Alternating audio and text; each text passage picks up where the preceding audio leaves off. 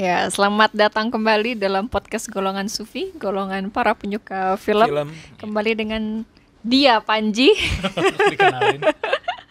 dan saya Nia ya. Malam ini kita akan membahas sebuah film yang baru banget tadi ditonton tadi siang, premier di Indonesia juga kayaknya ya hari ini ya. Iya ya, hari Iya. pertama ini ya? Kayak Sekarang iya tanggal hari ini 26. pertama tanggal 26 Oke, yaitu kalau gitu pertama. ini masuk filmnya Yang berjudul thriller ya. Thriller atau horor lah ya yang berjudul A Quiet Place Part 2. Iya. A Quiet Place Part 2. Jadi kalau kalian yang suka A Quiet Place yang pertama, Iya, pastilah. kalian pasti akan suka film ini sih. Jadi sebenarnya sama kayak yang pertama ya. Jadi ada, kalau yang pertama mungkin agak kurang jelas, ada monster atau alien yang sensitif dengan bunyi-bunyian gitu. Jadinya menariknya sesuai judulnya A Quiet Place itu jadinya sepanjang film hening. Iya, hening Karena aja. kalau rame atau berisik Loud place ini ya. dan monsternya datang gitu, dan Iya. monsternya datang. Nah, film kedua ini itu melanjutkan premis tersebut persis after Akhir di film yang pertama. pertama. Nah, ini menarik juga sih sebenarnya. Biasanya kalau sequel kayak gitu biasanya 2 tahun berikutnya agak jauh, ada atau rentang waktu lah ya antara yang pertama kayak dan yang gitu-gitu. kedua. Nah, kalau ini persis banget. Jadi kalau di akhir film pertama, ya saya asumsikan atau spoiler alert juga ya, asumsikan yang nonton ini adalah udah nonton yang pertama. Di akhir film pertama bapaknya meninggal, abis melahirkan kondisinya. Jadi ini, premisnya adalah keluarga. Ini film ini mengcapture keluarga yang selamat dari monster dan berusaha lari dari monster yang sensitif Berusaha dengan untuk bunyi bertahan itu. hidup lah. Iya, gitu. Nah, di akhir film pertama keluarga ini kehilangan ayahnya dan istrinya baru Baru melahirkan. melahirkan. Si Emily Blunt baru melahirkan gitu. Nah, di film kedua yaitu melanjutkan itu persis setelah bapaknya meninggal Dan dan sebenarnya mereka lagi cari pertolongan sih. ya beberapa di film pertama gitu ya, lagi bukan nyari pertolongan, nyari manusia yang lain. Nah, Yang film pertama nyari manusia yang lain, yang film yang kedua mencoba cari tempat aman yang suaka berikutnya lah, sih kayaknya ada ya. suaka untuk manusia misalnya biar bisa bersama-sama bareng. Jadi standar post apokalips sih sebenarnya, cuman ada aliennya dan monsternya masih hidup kayak gitu Iya, sih. monsternya banyak banget sih. Monsternya banyak banget juga gitu. Jadi ya kurang lebih gitu sih premisnya. Bagusnya ini ya, film pertama tuh dibuka dengan scene yang engaging gitu loh. Film ini Film kedua. ini film yang pertama. Oh, film yang Pun pertama. film yang kedua juga sukses ya. Iya. Karena dia menceritakan kayak day one terjadinya kasus itu kayak apa kayak gitu loh. Dan itu tadi pas di bioskop ya, kan ada kan yang pas hantu lagi si Monster. aliennya pertama kali muncul kan, yang ada polisi tuh tiba-tiba si monsternya nabrak mobil lah kayak gitu kan. Awan lagi makan tuh, saking kagetnya tuh mentah. Serius. Tapi bagus banget. Jadi maksudnya yang bus ya, yang bus. iya, ya. yang bus itu. Jadi kan kalau film horor tuh kan kebanyakan dia tuh ngasih sound effect yang ngejutin itu tuh kayak nggak penting. Jump scare. Jump scare-nya. Ini kalau ini jump scare-nya beneran jump scare. Ini jump scare-nya tuh kayak proper banget lah. Iya, Jadi iya. di saat waktu yang tepat dan scene yang tepat. Dan nggak berlebihan gitu loh. Jadi sesuai lah. Tapi itu bener-bener nggak disangka-sangka. Iya. Dan baru kali itu sampai mentah. Heboh dong. Aku suka openingnya, bener. Aku suka openingnya. Jadi aku agak lupa sebenarnya di akhir di akhir Quiet Place yang pertama seperti apa. Tapi ketika ngelihat karakternya jadi inget lagi ngeliatin itunya. Apalagi ketika mereka masih bersama gitu Iya, ya. iya. Jadi yang menarik adalah kalau yang di film pertama itu day one-nya itu langsung ke penyerangan kan. Iya, Nah, kalau ini agak mundur sedikit sebelum sebelum penyerangan, yaitu masih digambarkan kehidupan normalnya Iya, gitu. sampai Mereka lagi tiba-tiba- mau nonton Baseball baseball, anaknya softball main. ya, softball anaknya kayak gitu-gitu. Terus situasinya seperti apa, terus baru itu gitu. Tiba-tiba langsung aja sekejap mata semuanya langsung hancur gitu. Iya, dan menariknya juga Berasa. di situ flashback sedikitnya ini juga bukan sekedar flashback, tapi ngasih kita clue untuk kelanjutan dari ceritanya, yaitu ada munculin karakter baru yang nanti Iya, akan ketemu lagi, yang terus ternyata juga teman teman bapaknya, teman keluarga ya, lah teman kayak gitu keluarga, ya. dan kelihatannya polisi atau kakaknya polisi Kakaknya gitu tuh ya. di militer. Militer ya, kakaknya di militer kayak gitu. Jadinya udah dikenalkan dulu, dan itu adalah siapa namanya, aku lupa. Cillian Murphy. Itu yang main di Dark Knight dan Batman. Ya, aku suka itu. Aku suka flashback awalnya itu dan ngasih clue juga. Bahkan ada beberapa clue penting gitu kan. Ada beberapa bahasa isyarat. Oh iya, yang tadi keluarga tadi ini anaknya tuh ada yang apa namanya, tuli gitu. Jadinya mereka sering menggunakan bahasa isyarat lah. Dan di untungnya film-film dipertahankan ini. ya. Dipertahankan ya. Ini juga bagus ya, bagus unsurnya. Itu artinya beneran tuli kan sebetulnya. Oh iya? Tuli beneran nggak sih? Kalau nggak salah iya deh. Perempuan? Yang anak perempuan ya? Yang anak perempuan. Oh nggak tahu aku. Kalau nggak salah iya. Aku ini ya suka yang pas film yang kedua ini tuh kayak pengalihan tongkat estafet dari bapaknya. Kalau yang film pertama itu kan senternya di bapaknya nih, gitu kan ya, bapaknya yang mana produser, yang mana dia juga. sutradaranya dan masuk ke produser juga, dan suaminya Emily Blunt gitu ya. Namanya apa? John Krasinski. Nah, di film yang kedua ini kayaknya kan di situ juga, di film ini juga disebutkan kan bahwa si anak cewek ini itu tuh mirip sama bapaknya gitu loh. Dan dari nomor 1. Iya, sebenarnya dari nomor 1. Karakternya kan pemberani gitu kan. Terus dibanding anaknya yang cowok. Dibanding anaknya yang cowok gitu kan, pengen ya coba hal yang baru lah. Ya jangan takut-takut istilahnya kan, kayak gitu kan. Nah, di film yang kedua ini karakter bapak itu dimunculkan di anaknya yang cewek gitu loh. Dan ini juga ada pengalihan karakter sebenarnya pas anak cowoknya itu yang awalnya pengecut, tiba-tiba di akhir film dia jadi lebih berani gitu, bahkan bisa ngelindungin ibunya gitu kan ya. Padahal kan kalau selama dari film jadi kayak yang pertama secara story itu ada berkembang gitu loh, karakternya ya. berkembang gitu kan. Jadi enaknya tuh porsi yang tadi di film pertama jadi tokoh utamanya banget di film kedua ini kayak ya udah supporting aja untuk aktor lain yang akan lebih dimunculkan. Kayak Emily Blunt di sini ya mainnya emang bagus, aktingnya bagus, tapi fokus cerita lebih ke Cillian Murphy sama anak ceweknya kan. Iya, betul. Sama ya ada tadi ya perkembangan karakter buat anaknya yang cowok kayak gitu loh. Iya, betul. Itu enak, menariknya di situ ya. Jadi kayak seru aja, nggak itu aja terus yang disorot ya gitu loh. Iya, dan banyak mempertahankan juga sih. Jadi ada yang kayak ibaratnya kayak callback dari film pertama. Misalnya di film pertama salah satu adegan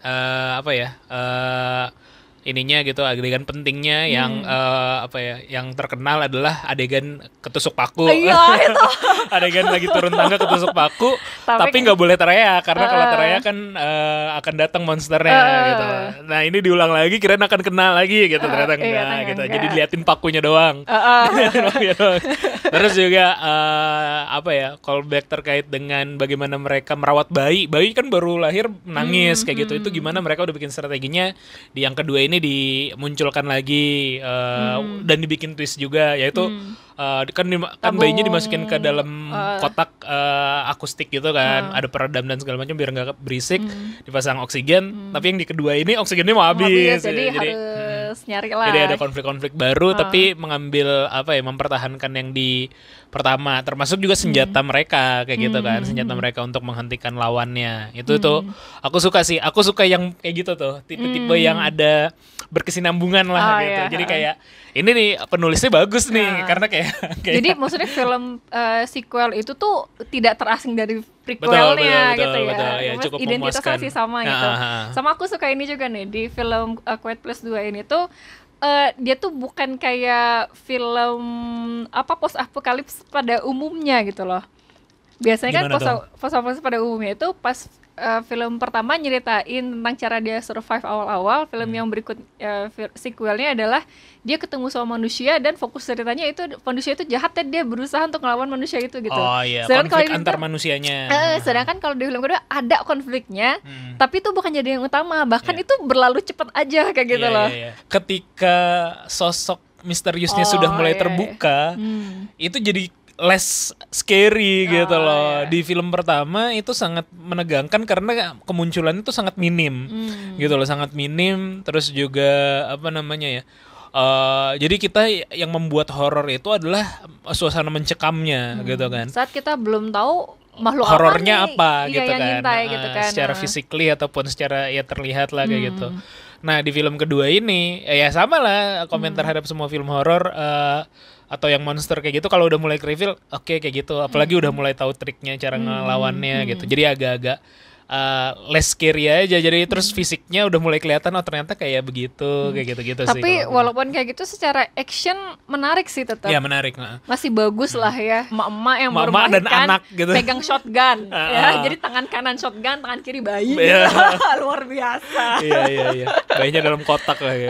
Nah kalau aku ini ya hal Kekurangan yang nih? kurang disuka Oh, ya, tapi bukan kekurangan, mungkin entah ini keperluan setiap film horor atau apa, entah, nggak tahu ya. Setiap film yang melibatkan anak-anak ini selalu menjadi sumber bencana gitu loh.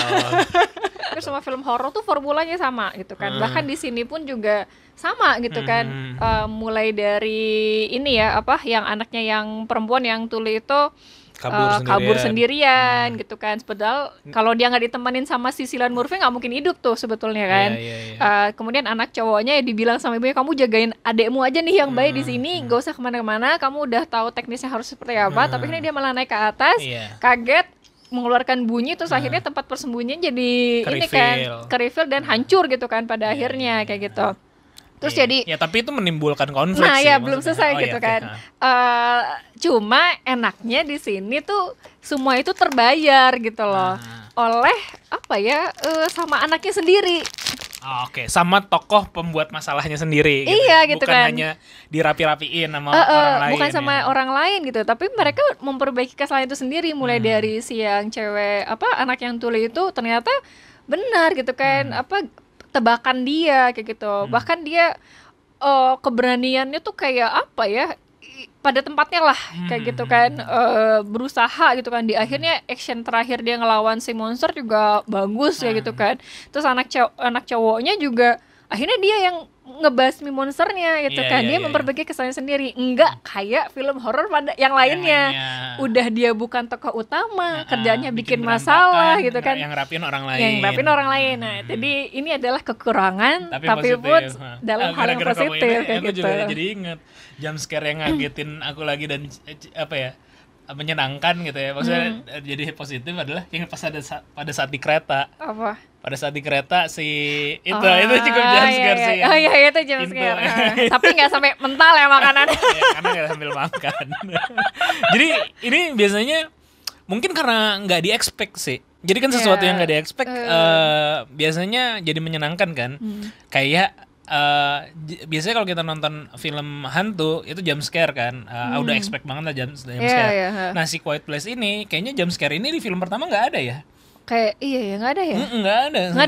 Makanya pas di kedua kita kemakan. Oh iya benar. Kita kemakan karena kita nggak expect, kita taunya adalah silent movie, almost silent gitu. Tapi di sini ada backsound sedikit juga gitu. Tapi terus penempatannya tetap jadi enak. tapi jadi nggak annoying ya gitu ya. Terus ini kan settingnya udah di hari ke berapa ya? 400 sekian lah kalau nggak salah. 467. Iya 400 sekian itu setelah kejadian ya. Itu ketika saling berdialog pun mereka kayak udah biasa ngomong pelan. Itu menarik banget, ketemu orang baru pun ngomongnya pelan karena memang udah kayak jadi insting nature-nya aja bahwa ngomong nggak boleh berisik. Itu juga positif. Jadi lebih banyak positif sebenarnya. Iya, sama ini durasinya pas cuma 1,5 jam. Nggak dipanjang-panjangin nggak dipanjang-panjangin. Jadi padat dan pas lah, nggak boring kita nontonnya. Sebetulnya jadi bahan bahasan loh. Apa? Antara Emily Blunt dengan John Krasinski, kan mereka suami istri tuh. Jadi pas mereka berdua sebetulnya mereka diskusi, kita mau matiin siapa nih, aku atau kamu? Penulisnya gitu kan. Tapi penulisnya si Emily Blunt termasuk nulis naskahnya juga. Oh nggak tahu juga sih. Cuma ya menarik kan obrolan suami istri. Mungkin kalau kita ngebayanginnya lagi di kamar atau di rumah, kita mau matiin karakter kamu atau karakter aku gitu loh. Terus untuk film ini berlanjut cuma kayaknya si Emily Blunt menang kali ya. Kamu aja yang mati. Dan lebih komersil sih jatuhnya. Mungkin pertimbangan komersilitas juga sih. Iya, paling gitu sih yang kita bahas. Worth it untuk ditonton. Ini sangat worth it untuk ditonton, apalagi masih baru ya, walaupun Ini juga sih kita nggak bingung juga ya soalnya di masa pandemi juga ya, pandemi belum lewat, tapi cari waktu yang sepi lah sebenarnya. Iya. Kita tadi juga lumayan sepi lah, kita mengambil waktu pagi gitu. Yang penting Karena film ini aku baca menuai kritik juga. Oh, gitu. Ini kan sebenarnya udah dipospon ya dari tahun iya, lalu dari kan. tahun 2020. Yang pertama tuh 2018 harusnya rilis, yang kedua ini adalah 2020 kemarin. Cuman karena pandemi diundur. Sempat menuai kritik karena ada salah satu tim produsernya gitu, kalau nggak salah, atau tim film tersebut bilang ini worth it ditonton ketika pandemi pun gitu. Oh gitu. Enggak lah, kita nggak menyarankan gitu. Kalau mau nonton pinter-pinter aja lah gitu. Iya, ya paling mungkin segini aja yang bisa kita bahas Iya. ya tentang A Quiet Place 2. Sampai jumpa lagi Di podcast Golongan Golongan Sufi Sufi episode berikutnya. berikutnya. Bye. Dadah.